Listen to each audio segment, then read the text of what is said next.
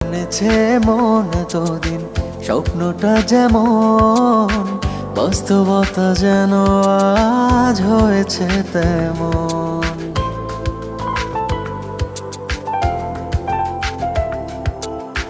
বলেছে মন এতদিন স্বপ্নটা যেমন, বাস্তবতা যেন আজ হয়েছে ও তেমন। তুমি ছাড়া এক মুহূর্ত বেঁচে থাকা দায়, কে কি বলে তাতে কিছু না আসে যায়।